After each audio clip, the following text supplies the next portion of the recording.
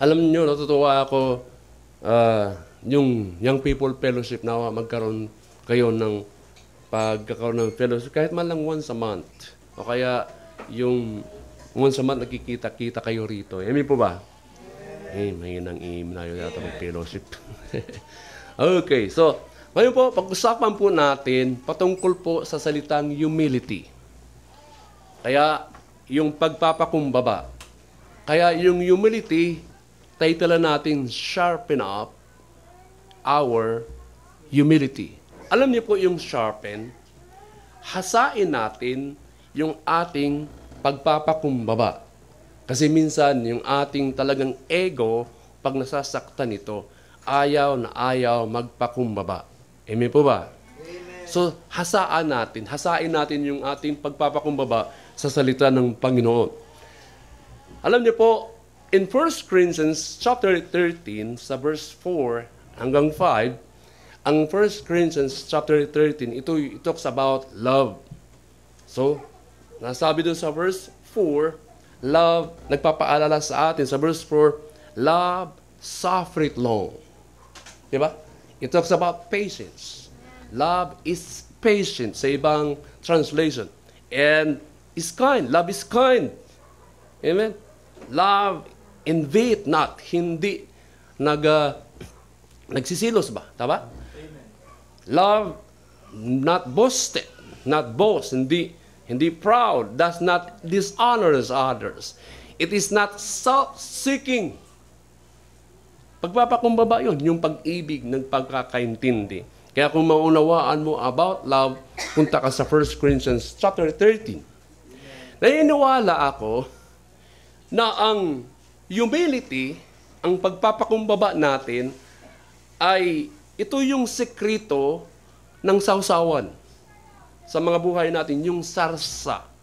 Sawsawan ito, sekreto na sawsawan, sa katagumpayan sa bawat isa sa atin sa buhay. Patungkol sa relationship, patungkol sa family, patungkol sa trabaho, patungkol sa goal, patungkol sa pangarap mo. It talks about humility ay magiging matagumpay po pag ginagamit mo ang pagpapakumbaba. Amen. Ang pagiging humble, kung ayaw mo ng humble, ang pagiging humble po, nagtatakda siya ng tamang direksyon sa isang relasyon at sa tamang kaparaanan. Ayaw man hindi, itatama ka sa direksyon. Amen. Pag meron tayong pagpapakumbaba. Ito yung salita, pag sinabing humility, ito yung termino na you before me. Nakuha niyo ba? Amen. Ikaw, bago ako. Ito yung humility. Ikaw muna, bago ako. Hindi yung ako muna, bago ikaw. Di ba sa pagpipilahan, pagkain? Oh, ladies first. Kami naman mga lalaki, ang sagot namin doon, after men. Ladies first, pagkatapos namin. Mga lalaki, binabaliktad namin. Ladies first, after men, pagkatapos ng mga lalaki. Tama po ba? Alam nyo, kumuha ako ng mga genius sa terminong humility. Si Albert Einstein, yun ang lolo ko. Kilala si Albert Einstein.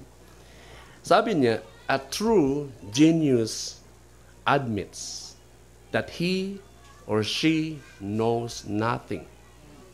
Ang totoo daw na matalino, umaamin siya na walang nalalaman.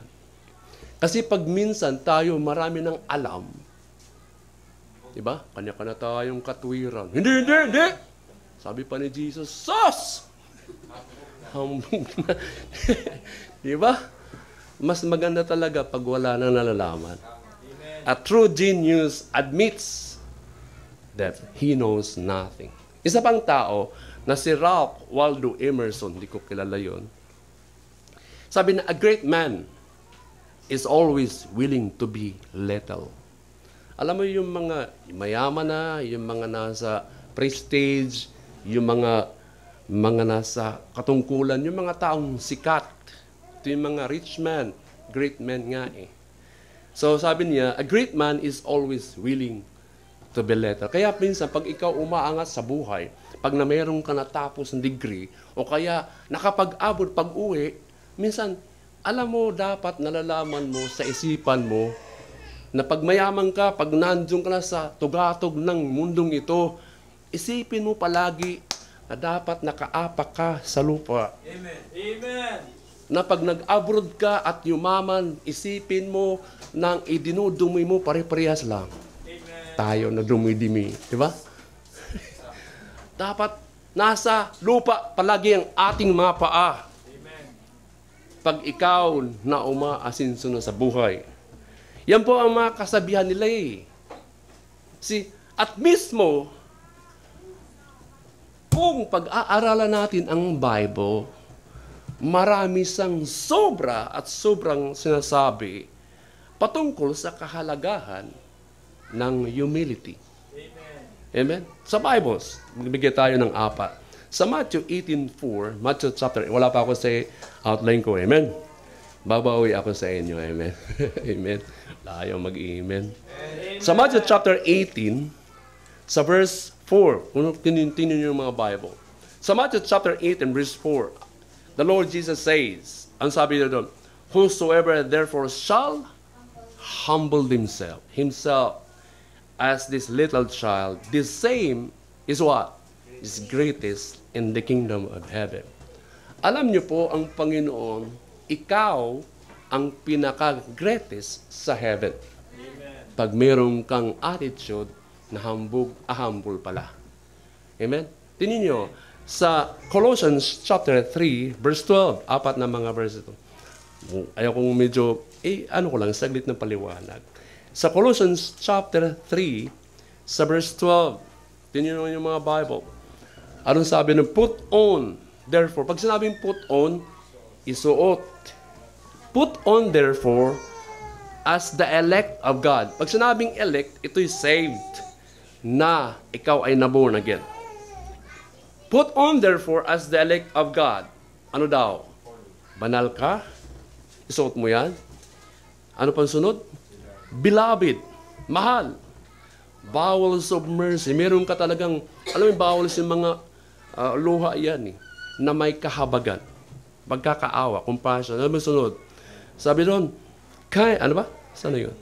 Kindness. Dapat mabait ka eh. Ano masunod? Andyan, di ba? Humbleness of mind.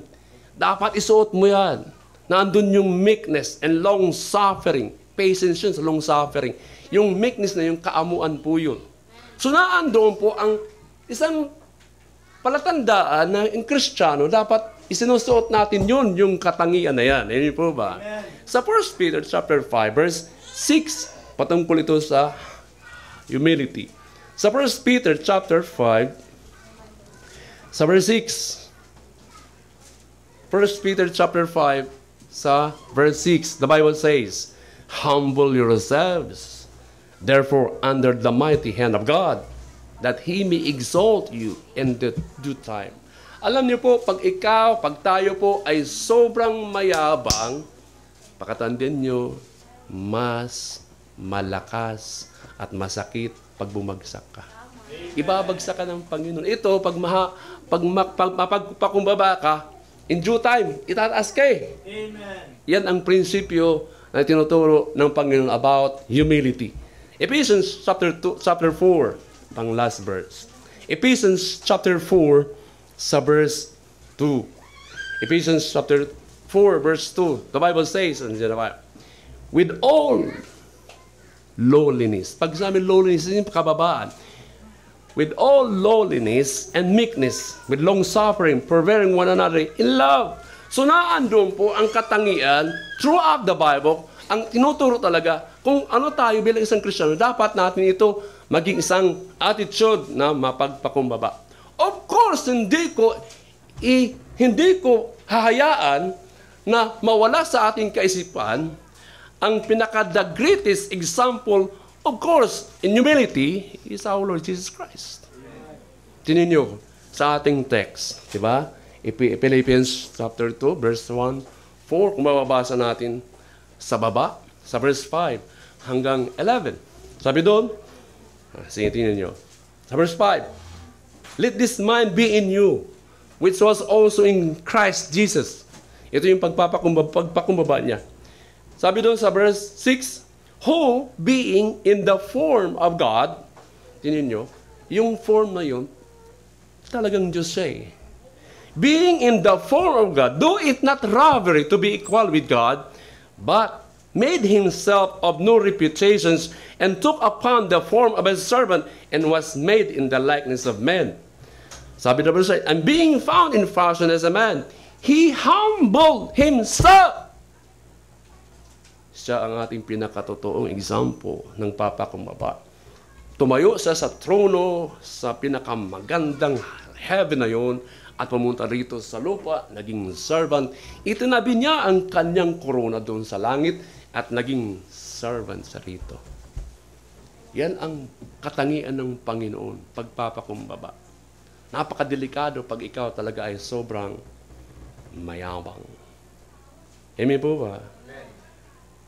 Ang tanong ko sa atin lahat, why is it humility so important to God? Why is humility so important to God? Alam nyo, humility allows us to fully submit to God. Ito lang ang kahalagahan. Kung bakit po ang pagpapakumbaba ay napakahalaga sa Panginoon. Dahil yung ating pagkatao, ipinapahintulot natin na talaga totally nagpapasakop tayo sa Diyos. We acknowledge His authority. God wants us to acknowledge that apart from Him, we can do nothing. Kailangan natin ng bulig, tulong. Kasi apart from Him, wala tayong magagawa. He is the one who knows you. He is the one who created you. Kilala kay. Nilikha tayo eh. What is, ang tanong, pangalawang tanong, what is this spiritual meaning of humility?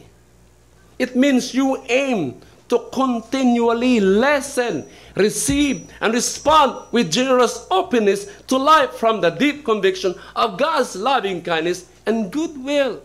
Kaya ang pag nakakarinig ka ng mensahe, pagpakumbaba ka. Diyos yan eh. Always be listen, receive, and respond with generous openness with His rebuke, reprove.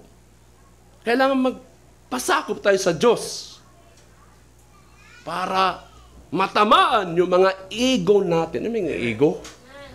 Mga sarili natin eh. Kaya nga, minsan, masarap nga masaktan eh. Dahil yung ego mo, natsatsap-sap siya yung puso mo eh. Yung ma-pride natin, na puso at isipan. Diba? Kaya pag ang Diyos nagsalita na sa atin, please, acknowledge na siya talaga nagpapasakop tayo sa Kanya eh. Paano tayo magtugon sa Kanyang mga salita? Diba? Mahal tayo ng Panginoon. Dapat kilalanin natin siya. Okay, dala ko tayo sa mga outline. Inyo po ba? Tatlo lang. Amen? Paano tayo magkakaroon ng, paano nating hasain ba na para bang itak? First time ko, alam mo na, pag wala talaga eh. Nag-grass cutter ako dun. Galing pa ba yun ng Australian grass cutter? Bera, parehas lang naman pala dito eh, sa Pilipinas eh. Yung nylon, tinirada kong nylon. Yung makapal na nylon. Ipang damo lang yun. Ganun. Hindi siya makaputol ng puno na maliit eh. So pinalitan ko, yung blade, 3 siya eh. Star. Aba, ang lakas ng vibration. Pabira sa lakas. Para akong inaano na eh. Alam niyo po, maganda po kilala natin nahasain ang ating mga sarili patungkol sa inyo. Now, number 1, outline. Dito po sa ating text, basta natin outline. Anong sabi doon? Aim to always be like Jesus. Ano yung aim? Hangarin. Sa verse 1 and 2, sa Philippians chapter 2, verse 1 and 2. If there be therefore any consolation in Christ, if any comfort of love, if any fellowship of the Spirit, if any bowels of mercy, ang sabi na, fulfill ye my joy. Ang sabi doon, that ye be like-minded. Para iisa lang yun yung kaisipan. Magkakapareho yung kaisipan. Sabi ni po sa church sabi pa doon, having the same love. Dapat pare-parehas ang ating pag-ibig. Sabi pa doon, in being one accord of one mind. Tingnan yung unity yan. Pinutukoy dito. Okay, ano sabihin? Aim always be like Jesus. Para sa karamihan, una na sa lahat sa mga unbelievers, ano ang pananaw sa pagkakatulad sa kay Kristo? Alam mo mga unbelievers, wala yan plano na gayahin si Kristo. Diba? Ang pagiging katulad sa ating Panginoong Kristo sa kanilang paninig, sa puso at sa buhay, gas na sila. Gamit na yan eh. Amen. Ayaw nila yan eh. Dawa, tayo mga mananampalataya, hindi yan gas. Amen. Ang kalagahan po ng pagiging katulad, the same, aim to be always be like Jesus. Sa atin bilang mga mananampalataya, ang pagiging katulad sa ating Panginoong Kristo, ito yung ating mark of Christianity is all about. Ito tayo yung ating pagkakakilanlan na mga Kristiyano to be Christ-like-minded. Maging kapareho kay Kristo. Ito yung dapat ina-idol natin. Amen po ba? Amen. Na maging katulad. Pag sinabi ng Panginoon, follow me, iyon po ang pagiging katulad na kay Kristo. Sumusunod tayo sa Kanya. Kaya gayahin natin siya. We receive His salvation. Praise God! Nagkaroon ako ng kaligtasan. Amen. Pinuntahan ko yung pastor na nag-share sa akin doon, yung kanyang pamilya at ang kanyang asawa. Meron sila doon, nagtitinda sila ng mga sibuyas at saka mga bawang, sako-sako. Sabi ko, meron na pala kayong business, pastor. Nung pumunta ako, surprise, nagulat yung misis niya, "Hoy, nandito ka pala, Pastor John." Bira. Niligawan ko rin yun. No, pero pinabaya ko na sa pastor. Sabi lang, "Ay, nandito ka pala. Asan si Pastor Ray?" Si Pastor Ray Bahado. Nung dumating bigla, natuwa din. Eternit niya ako, nagta-tricycle siya. Eternit niya ako, tara, muna, date. Sabi ng misis, "Date muna kayo, sige." Repeat tayo. Ikaw ang gumasto, sabi ng misis mo, doon kami kain. Kwentuhan sa ministry. Pasalamat pala. Sabi ko, "Pasalamat, Pastor. Ikaw nag-share sa akin sa hospital. Yung sanhin ng aking mga bisyo doon sumingil agad sa edad ko na yun. Kung hindi ka pumunta doon, patay na ako." Nagka-TB ako sa sakit ko noon dahil sa bisyo. Dextrose na noon, bigla siyang pumasok doon. Sabi niya, "Alam mo, nagdito ka." Di ba ganito na yun sa inyo? Nagpapagamot ka dahil may sakit ka sa katawan mo pero hindi mo alam, may sakit ka sa kaluluwa. Amen. Ang sakit ko? Kasalanan. Pag hindi yan, hiningi mo ng kapatawaran sa Panginoon, impyerno ka. O ba sabi ko, paano matanggapin? Paano maligtas? Alam niyo mga minamahal, salamat po nakatanggap ka ng kaligtasan. Amen. At ako'y pilit at hindi ko yan ititigil na magising ka, na makakilala ka sa Panginoong Jesucristo. Amen. Yan lang ang pwede nating gawin na dapat mong kilalanin si Jesucristo bilang tagapagligtas at Panginoon sa buhay mo. Maligtas ka. Hindi porke nagsisimba ka, ligtas ka, no. Amen. Hindi porke nagdadala ka ng Bible, save ka. Napupunta ka sa langit, no. Kahit ako'y pastor, ang mga anak ko, pamilya, hindi ko yan sakop sa kaligtasan. Kailangan ko rin silang sharean. Individual tayo po, ay dapat alam mo ang kaligtasan na ikaw lang nakakaalam. Amen. Ikaw lang nakakaalam kung ligtas ka o hindi. Ang Diyos lang ang nakakaalam na ikaw din ay ligtas. Liban na lang. Makikilala kita na ikaw ligtas. Marirecognise kong misis kong ligtas ang mga anak ko. True sa pagbabagong buhay. At mayroong basis, katibayan sa Bible. Ito yung ating katibayan. Susunod yung pagbabago ng buhay. Kaya napakalaking question pag ang buhay mo ay walang nakakakitaan at changes. Amen. Yes. Totoo. Mahirap magbago yung bisyo ko. Nung makakilala ko sa Panginoon, nung lumakas ang katawan ko, pumunta ako dyan sa Hearts Lung Center. Nung umuwi ako, bumawi yung kalakasan ko. Bumalik pa ako sa bisyo noon.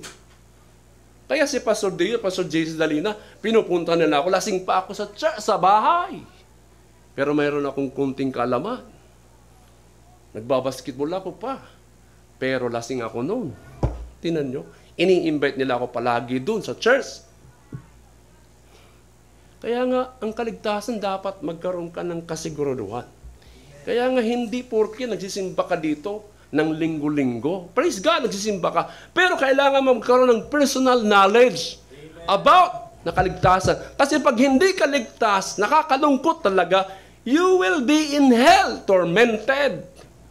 Magsasakit ka doon sa impyerno. Di ba napakalagang kaluluwa natin? About family natin, may mga anak tayo. Kaya sasabi ko sa inyo, pag ang pamilya mo ay ikaw lang ang ligtas, pag ang anak mo pupuntahin sa impyerno, maghihiwalay kayo. Hando ka sa langit sa impyerno. Amen. Diba? Dito lang tayo nagkikita-kita sa lupa. Diba? Sa kabilang buhay kaya. Masasabi mo, masalamat. Salamat asawa ko. Doon sa lupa. Kasi doon sa langit, wala nang asawahan eh. Magkapatid na kayo sa Panginoon eh. Yung anak mo, hindi na yung tatawag sa iyo, Papa, damot-damot mo, bingin ng pera. Hindi ka nahihingi doon eh. Magsasamba na tayo doon palagi sa Panginoon. Amen. See? Wala na doon, jowa-jowa doon. Wala na doon pamilya, wala na pamilya tayo, kumida sa Panginoon. Kaya araw-araw, hindi ka na malilate sa pagsisimba doon. Di ba? Hindi ka na talaga kadaya sa Panginoon sa pagsasambay. Lahat tayo aawit doon. Makikinig ng preaching. Sino magpipreach? The Lord Jesus Christ. Amen. Amen. We receive His salvation. And then, ang susunod, dapat maghangad ka. Aim. Always to be like Jesus. Aim. We aim to live the rest of our lives to be like Him and to relate to others gaya na maging kapareho din natin sila sa atin. Kaya kung papaano ka maging katulad kay Kristo, naligtas ka ngayon at namuhay ka naging katulad kay Kristo, nakikipag-ugnayan tayo sa ibang mga tao na maging kapareho din natin, lalo na sa mga ating lahat mga kapatiran dito sa church. Diba? May kasabihan nga eh. Kung ang buhay ko maging kagaya ninyo. Diba? Maganda yun eh. Pero ang buhay mo, maging kagaya ng iba, na minsan mali naman na gayahin kay. Mahirap yun. Tinan nyo, ganito. Tawagin ninyo ang inyong mga kaibigan. Doon ko sila makikilala. Doon ko kayo makikilala kung ano ang mga ginagawa ninyo sa mga kaibigan ninyo. Oo. Hindi ko man kayo dito makilala, tawagan nyo ang inyong mga kaibigan, mga kapitbahay. Makikilala ko yun ng lubusan. Amen? Kaya nga kung ikaw nakatanggap ng kaligtasan, dapat mag-aim ka. Alala ko yung Pasay, aim high. Buti pa nga sila, mayroong aim high. Di ba? Dapat maging to be like tayo sa Panginoon sa natitira nating mga buhay dito sa lupa. Amen. Amen. Pansinin natin. Sinasabi dito that we need to be like Jesus in the same specific ways. Sa verse 2, sa Philippians 2. Diba? Ano ang pwede natin maging kapareho na idinitalyado ni Paul sa mga taga-Philippians? Una-una sabi doon, that ye be like-minded.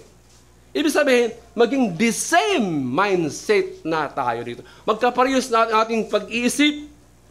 The same mindset. Sunod ang sabi doon. Having the same love. Dapat pareho tayo ng compassion. Pareho tayo ng heart. Sa pagmamahal. Amen? Meron lang dito favoritism. Amen? The same mindset. The same compassion. Ano sabi pa doon? Being of one accord. Dapat meron tayong the same tenderness. Nag-iisa tayo dito. The same love, the same spirit. Ito yung church. Dapat tayo nagkakaisa, hindi yung nagkakawatak-watak at nagbubuklod-buklod.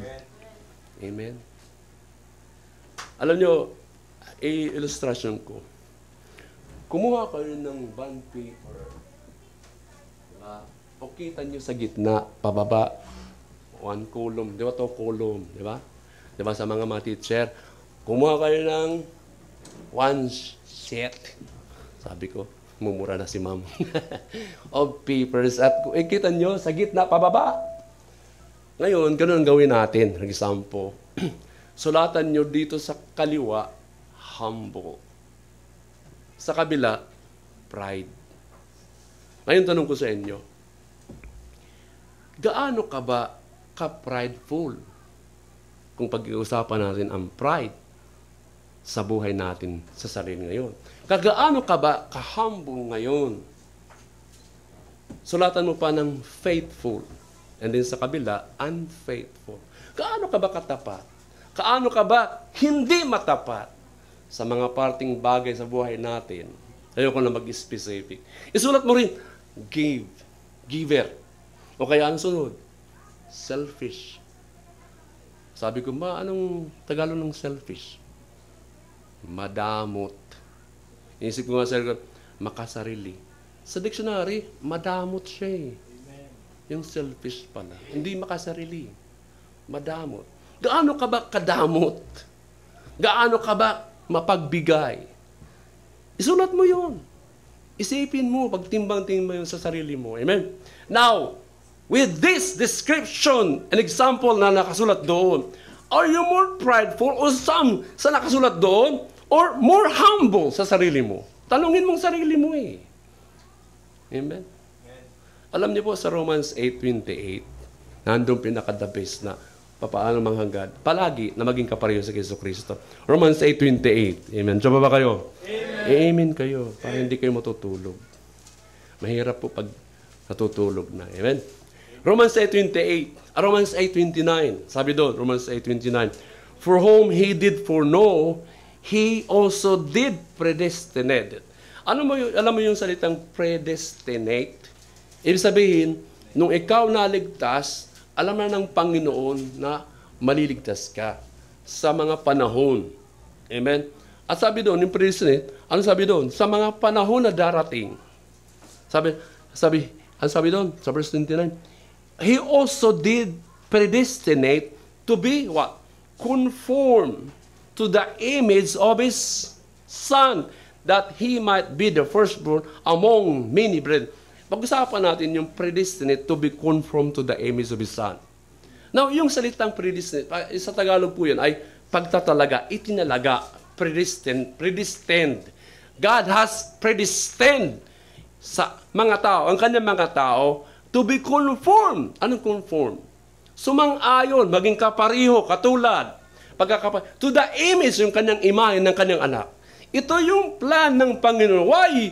Na ikaw na born again. Bakit ikaw naligtas? Para maging conform ka, maging gayahin mo, at katularan mo si Jesucristo, yung kanyang imahe. Amen. Yun ang daloy po ng plano ng Panginoon kung bakit tayo na born again, na saved, para maibalik tayo doon sa nung panahon na banal tayo sa pamamagitan ng kanyang anak na Jesucristo. Kaya, kailangan natin gayahin si Jesucristo eh. To become like Jesus. We all know. Alam natin kung gaano kasaklap ang ginawa ng ating ninuno, si Adan. Tingnan nyo. Ang ganda ng relationship ng Panginoon, nilikha si Adan, yung kanilang intimate relationship doon sa Garden of Eden. Bakit kailangan ng Panginoon na iligtas ka at ibalik doon sa imahe na maging to be like Christ Jesus, maging to be like Christ-minded? Nalalaman natin na si Adan talaga bumagsak sa pagkakasala. Sobra. Anong nawa? He lost so much. The divine image na ibinigay para sa kanya. Ito tayo ngayon . Amen. yung imahe ng Diyos na wala sa kanya ng sobra nung bumagsak sa pagkakasala. Ngayon, ito yung kondisyon natin. Ayaw makapagsimba. Wala man lang hangad na pumunta na sa church. Ayaw magbasa ng Bible.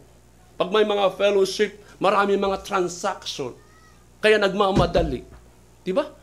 Ito yung nawala kay Adan na ibinigay yung divine image na yun. Di ba napapansin na kung saan kinilikha si Adan at Eva? Subalit ang Diyos, ni-restore niya yun. Saan tayo na-restore? Kay Jesucristo ngayon. Amen. Amen? Kaya yung salitang conformity, anong sa Tagalog ng conformity? Di ba sabi sa Romans 12, verse 2? And be not conformed to this world, but be ye transformed. Yung conform, huwag kang sumang-ayon sa pamumuhay sa sanlibutan ito, kundi mabago ka. Amen. Kaya yung conformity, ang Tagalog yung pagkakapariho, pagkakatulad. Conformity to the image of God, it means to be like Jesus. Kung anong sinasabi niya sa mga salita niya gayahin natin siya Amen. Kung siya ba'y uminom, gayahin natin siya Magsimba tayo rito. Okay mga kapatid. Tagay. Pero hindi na ginawa Tanungin mong sarili mo, kung nakakalugod yan sa Panginoon, inuunar mong Diyos, Panginoon niluluwalhati kita. Sa ganitong gawain. Matutuwa ba sa iyong Panginoon? Hindi Kaya ayaw niya He hates sin. He hates all the vices na ginagawa natin. Amen. Kaya ang mga tao sa labas, gas-gas na kanilang mga pakikinig, na ayaw nila maging katulad si Kristo kasi mawawala ang kanilang buhay na gawain na yon. Amen. Kasi ang Diyos, banal. Amen. Kaya pag tayo'y lumapit sa Kanya, hindi ka magiging katulad sa sanlibutan. Magiging holy ka Amen. Lumapit ka. Lapit pa. Tinunin yung ating mga anak. Isa yan na magmamana sa mga ugali natin. Pero mga magulang. Kung ako, para basketball, o naman akong lalaki, si Kaykay hilig mag-volleyball. Kaya nung sinusuotan ko ng mga bata pa, ang suot ko sa kanila, pag pinapaliguan ko, ay, short t-shirt. Pag sabi Milos, ano bang sinusuot mo, mga babae yan? Uy. Ang mga anak natin, madali sila magmimik. Anong mimik? Maggaya. Diba? Kung hilig mo ng suot ng damit, gagayahin ka. Kung hilig mo magsalita ng mga balbal na salita, ay gagayahin ka rin. Amen. Kung hilig mong magbasa ng Bible, punta sa church, gagayahin ka rin. Sila po, ang ating mga anak, unang magmamana ng mga ugali. Kasi isang bubong kayo dun Amen. Pangalawa lang sa church At kung hindi ka pa magiging isang halimbawa ng pagiging Kristiyano natin, wala. Mahuhuli sila ng mga barangay tanod. Kung ikaw ay sports na gagaya ang mga anak mo Kung ikaw ay puro biso, gagayahin ng mga anak mo Kung hindi ka pala simba, palabasa o gagayahin ng mga anak mo Kulang na lang sila. Liban na lang kung sila talaga tatayo ng kanilang nalaman ngayon. Amen. Na hindi ka gayahin dahil sila nakakakilala na ako'y Kristiyano. Nakakapag-relate ba na hindi yan gawain ng isang Kristiyano? Amen. Nandiyan ba kayo? Amen. Kaya inirestore tayo ng Panginoon Hindi po nahuhulaan na mayroon tayong kapintasan. Hindi po nahuhulaan na meron kang kapintasan. Meron talaga nung bata ka pa hanggang ngayon, kapintasan, kasalanan. Amen. Amen. This is why we have the Holy Spirit na sa atin, na tumulong sa atin to become more like Christ. Upang ang sanlibutan, makita tayo ng pag-ibig niya nandito sa atin. Mahalin din natin sila. Andiyan ba kayo? We are to live like Jesus because He said so. Sinabi niya yun na maging katulad dapat kayo sa akin. Follow me. Diba? We are called to be set apart. Mabukod na tayo sa mundong ito. Huwag na nating ipamuhayan yung mga pamuhay sa sanlibutan. Amen. Diyan ba kayo? We are called to be like everyone else. Na dapat pare-pares tayo dito. Kung anong tinuturo, dapat the same mind, the same compassion, the same spiritual. Amen. Nakakalungkot. Diba? Pag nakikita ng mga pastor, ang mga member, iba-iba talaga ang kanilang paniniwala. Totoo naman, hindi naman, nung pumunta tayo rito, iba-iba naman natin paniniwala. Amen. Ang akin namang mind setting sa pagtuturo sa inyo, if you are a member of this church, maging isa ka sa paniniwala. We are not to fit in to a culture that looks down on the principles and morals of a life that honors the Lord. Dapat hindi tayo maging katulad sa sanlibutan. Hindi po ba? Kaya aim to always be like Jesus. Paano ka magiging katulad sa Panginoon? Desire na maging kapareho ka kay Jesucristo. Pangalawa. Amen? Hingiming kayo, kahabaan ko to. Aim to never be selfish. Kaya yung humility, hasain natin ito, yung ating humility. Sa verse 3, sa ating text, Philippians 2 verse 3, let nothing be done through strife or vainglory, but in lowliness of mind. Andiyan na ang pagbabako mo ba? Let it esteem other better than themselves. Alam niyo po, hindi tayo mas banal ako kaysa sa inyo. Amen? Lahat tayo dito, pare-parehas makasalanan. Amen. Hindi ako sobrang mabait kaysa sa inyo. Pare-parehas tayo dito, dapat mababait. Hindi ako, mas mabait ako, mas galante ako. Lahat tayo dapat galante. Amen. Amen? Aim to never be selfish. Hirap ito. Alam nyo, sobrang napakahirap ang hahangarin mo na ito. Mahirap yan. Kailanman hindi ka magiging selfish. Come on. Amen. Mataas na panalangin ito eh. At nawa, magkaroon tayo ng hindi makasarili, hindi madamot. Amen? Di ba? Amen. Kaya nga ang giving kanina, God created, lahat ng kanyang nilikha ay nagbibigay. Amen. Di sila madamot eh. Electric fan. Sinaksak mo, walang tigil yun. Bigay ng hangin yan eh. Amen. Microphone. Binibigay ng sounds. Di ba? Ikaw, nilikha ka ba? Dapat nagbibigay ka rin. Amen. Yung ilaw, yung araw, nagbibigay siya. Ano binibigay niya? Di ba? Pag naglaba ka, di ba? At saka yung hangin. Anong binibigay ng hangin? Mamatay ka pag, di ba? So aim to never be selfish. Aim to never be selfish. Ito'y mataas na hangarin na gagawin mo. Tama? Amen. Pansinin mo, why do we devote? Bakit na lamang tayo naglalaan, nagugugil, ng mag-ambisyon ng kakaunti lang? Kung nabaga, taasan mo na yung ambisyon. Amen? To that which is more important. Makinig kayo. Alam ko sa mga tatay at nanay, mataas ang pangarap ninyo sa iyong pamilya. Amen. Huwag niyong babaan yun.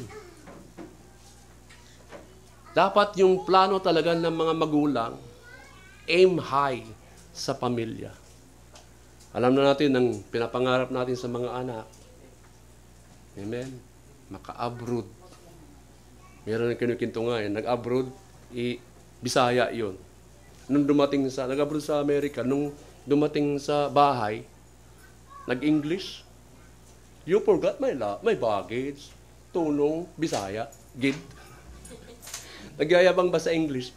I forgot my baggage, tulong, Bisaya, aga.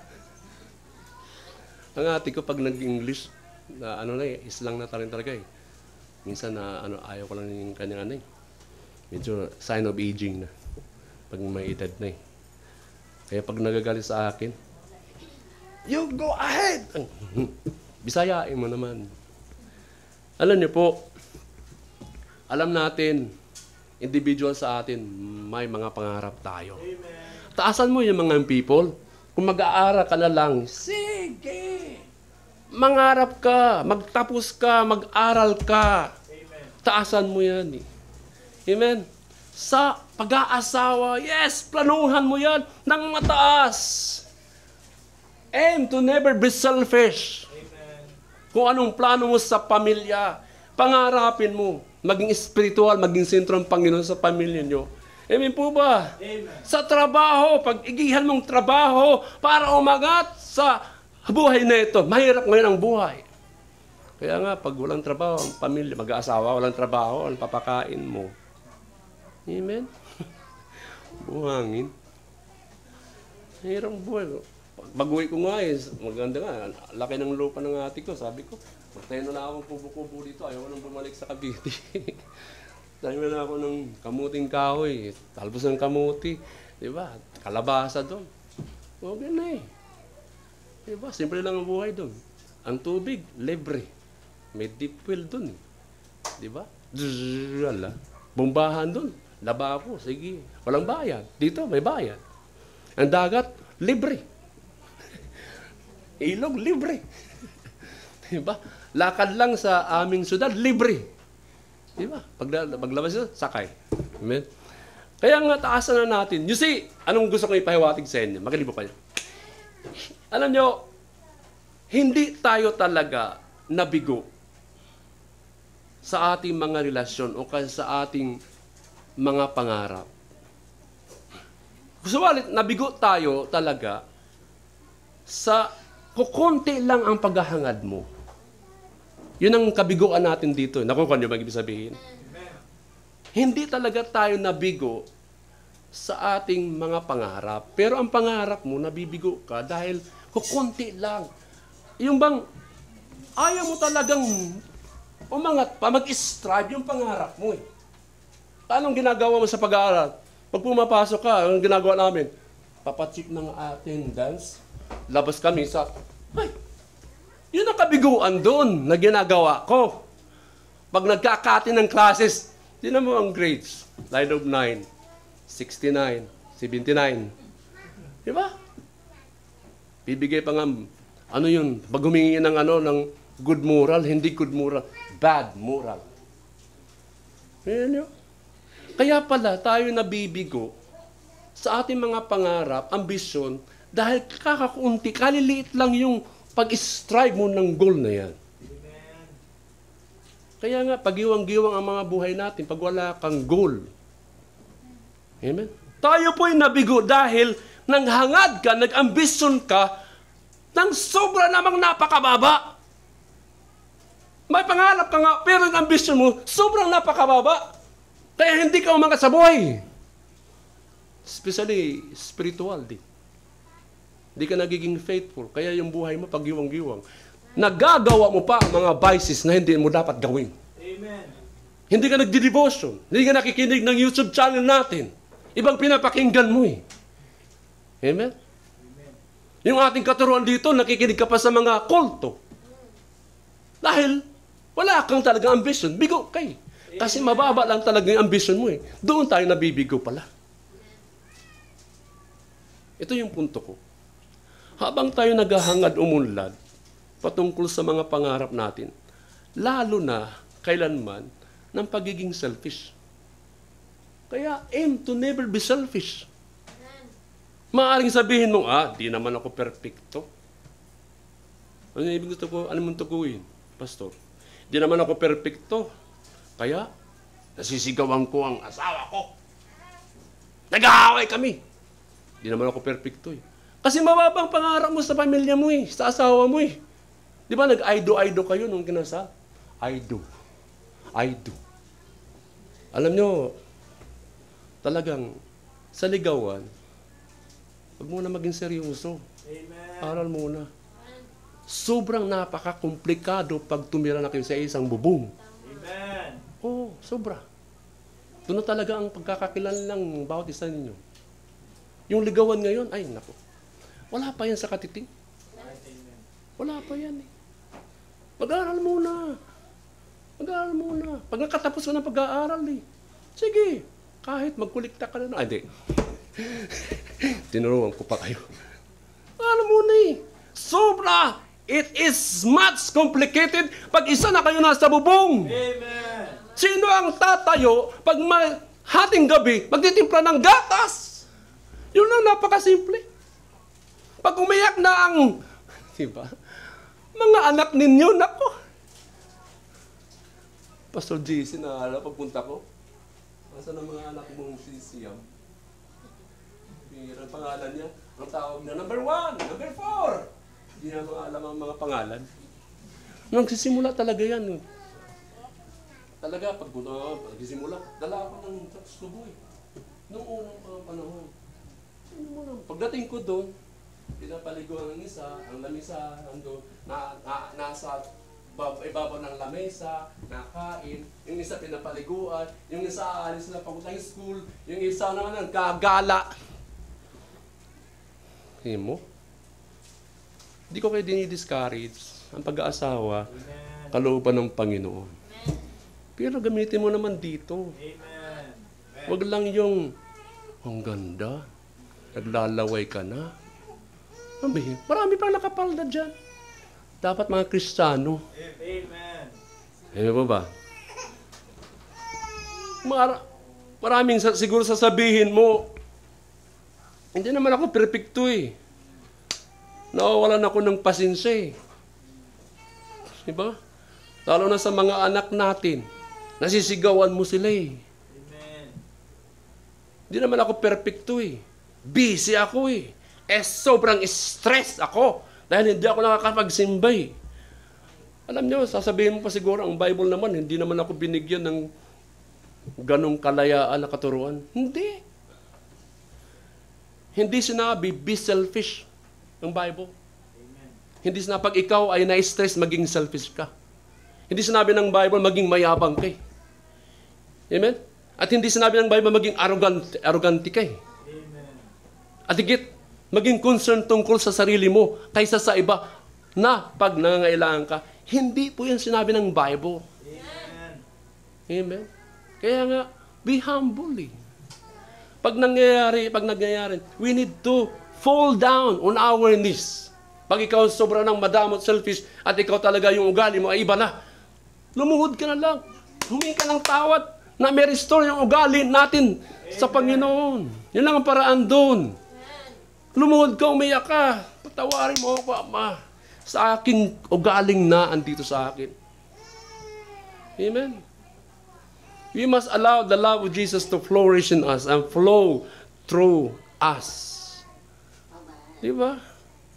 Alam nyo, pride must die in us. Dapat mamatay yung pride. Alam ko, masarap yung prito. Pero yung pride naman sa atin, dapat mamatay yan eh. Amen. Ano yan eh? Parang anay yan eh, sa atin eh. Pride must die in you, or nothing of heaven can live in you. Sa langit, wala na doon pride. Wala na doon mga mayabang. Kaya dito sa lupa, tinuturuan tayo ng Bible, be humble. Di ba sabi ng Bible, pride goeth before destruction. See, bago bumagsak ka at mayroong mga bagay na mangyayari hindi maganda, naandun mo ng pride before destruction. Amen. Ano nangyari kay Satan? Pride. Gusto niya maging Diyos. Gusto niyang angatan pa ang Panginoon. Kaya lumaya sa heaven. Amen. Sa kama ng mga pride ng mga anghel, andito sila ngayon. Evil spirit. Wala doon sa langit ang pride.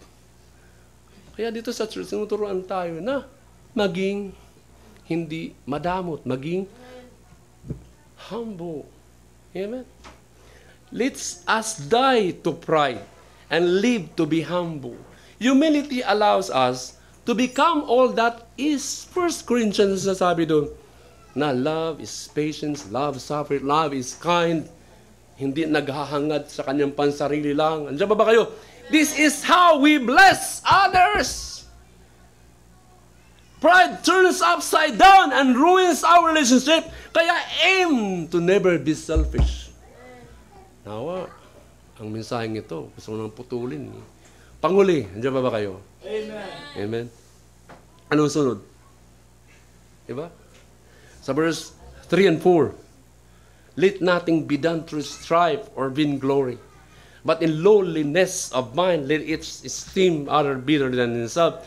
Verse 4, look not every man on his own things, but every man also on the things of others. Ano sabihin ito?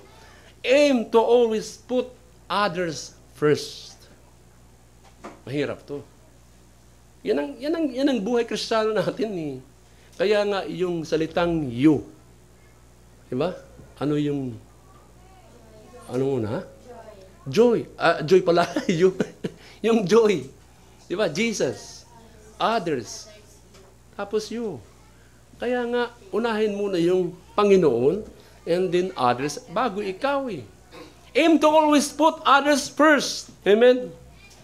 Pansinin natin ang verse na yan. We need to put the interest of others above our own interest. Yan ang sinasabi ko sa verse 3. Let nothing be done through strife or vainglory, but lowliness of mind, let it esteem other better than himself.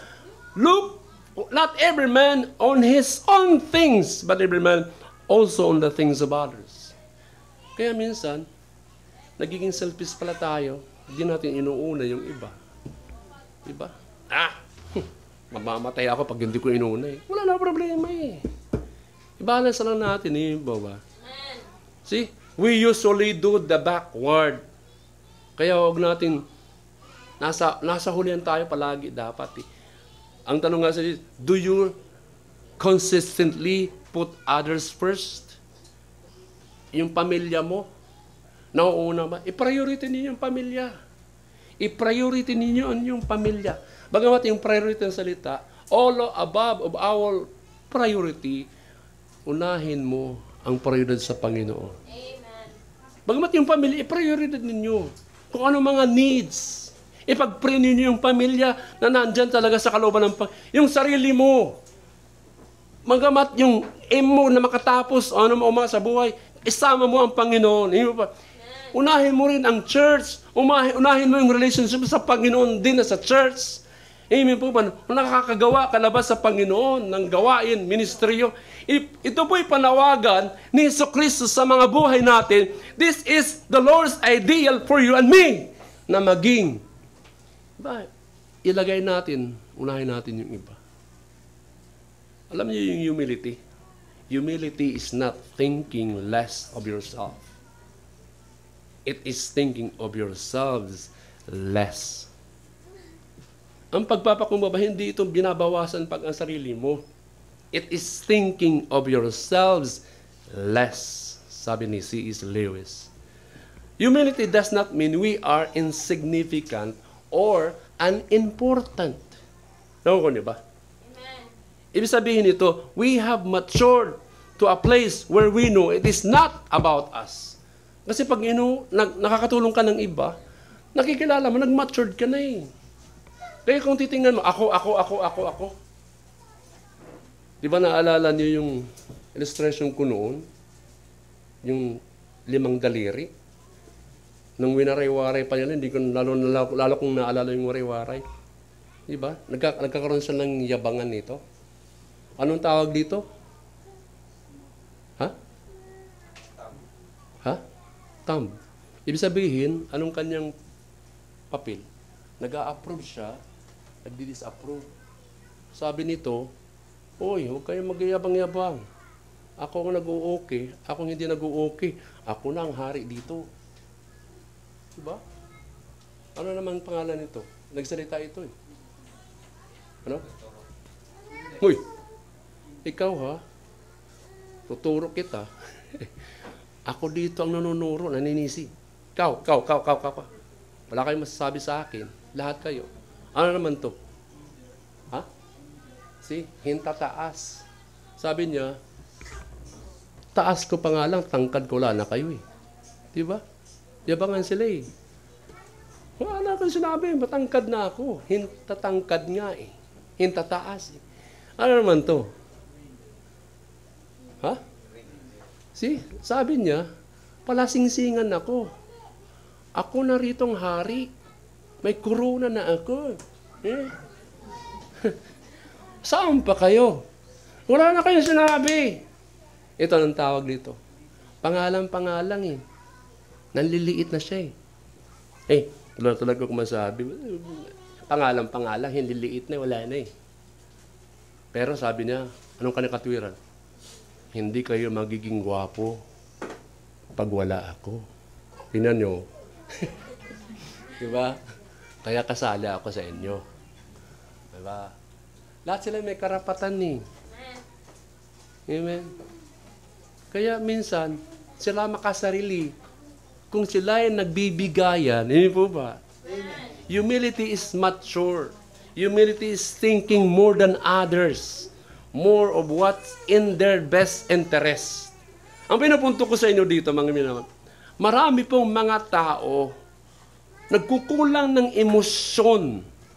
Emotional na awareness. Ito'y emotional na kamalayan.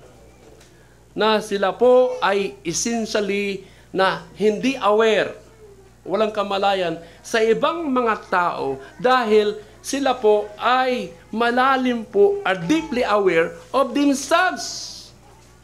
Puro na lang sa kanilang pansarili. Wala silang kamalayan sa iba. Dapat sabihin natin, I am not preoccupied with me. I'm focused on you.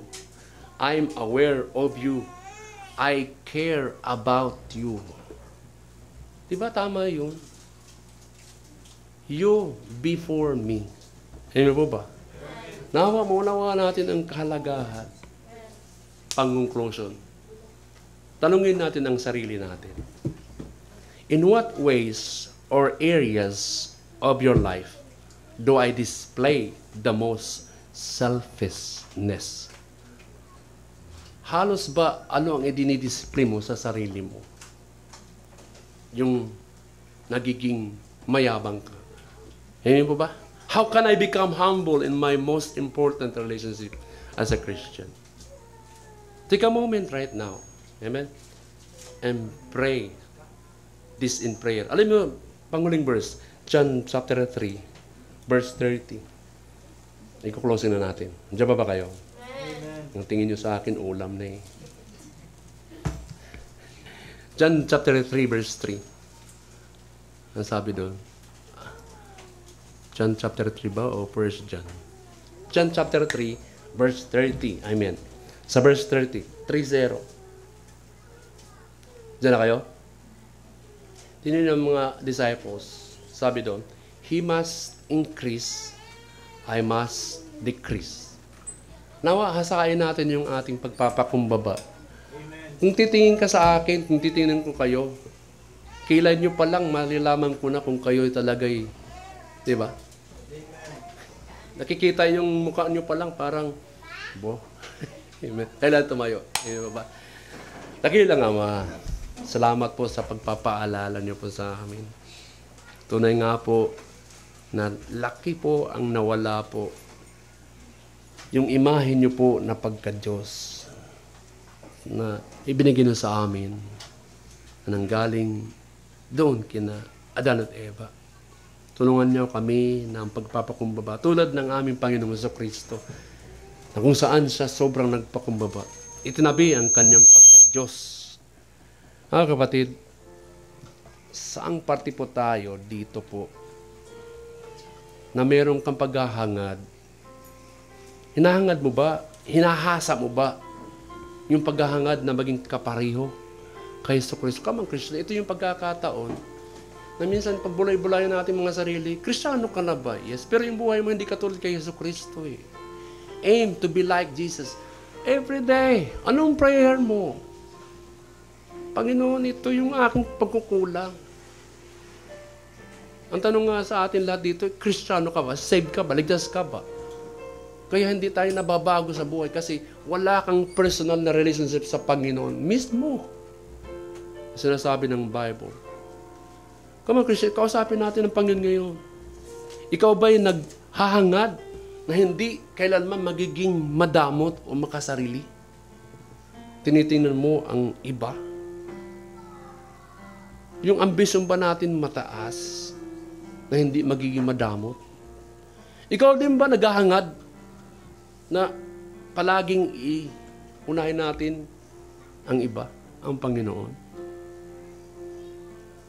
Come on, Christian.